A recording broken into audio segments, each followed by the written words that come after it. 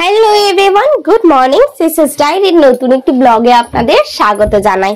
আবার একটা ছোট্ট নতুন ভিডিও নিয়ে চলে এসেছে আপনাদের কাছে। সকলকে জানাই শুভ মহাপঞ্চমী। সকলে পুজো খুব খুব খুব ভালো কাটান আর অবশ্যই সুস্থ থাকুন। এই যে আমাদের মা লক্ষ্মীকে একদম নতুন শাড়ি পরানো হয়ে গেছে। বছর একবার করে মা লক্ষ্মীকে নতুন শাড়ি পরানো হয়। এটা বেশ কয়েকদিন আগেই আনা ছিল। তো আমার শাশুড়ি মা একদম আমাদের লক্ষ্মী ঠাকুরকে ভালো করে সাজিয়ে গুছিয়ে নিয়েছে পুজোর আগে। প্রত্যেক বছর ঠিক একটা করে সুন্দর সুন্দর শাড়ি ঠাকুরের জন্য আনা হয়। যাই হোক, এটা হচ্ছে সেই আমার বার্থডের দিনের একটা ভিডিও, মানে যে সময়টা কেক আনতে যাচ্ছিলাম।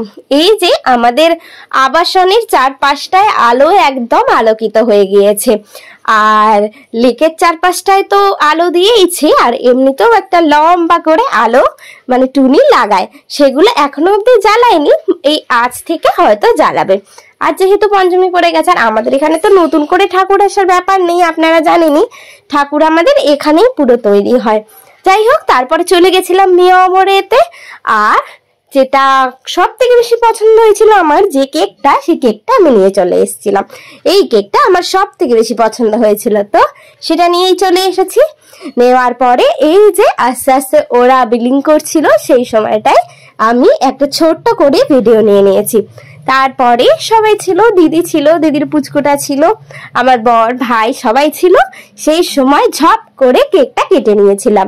মা আসেনি, মা নিজেই ছিল, বাবা এসেছিল। তো এই যে কেকটা কাটিং করে আমার ছোট্ট মেয়েটাকে আগে খাইয়ে নিলাম।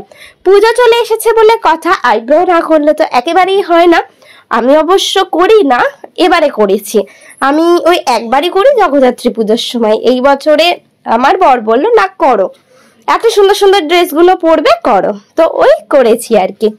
এই যে আমাদের ঠাকুরের সাজ পুরোপুরি কমপ্লিট। দেখুন তো এবার আমাদের ঠাকুরগুলোকে কেমন লাগছে, কত সুন্দর করে সাজিয়েছে দেখুন।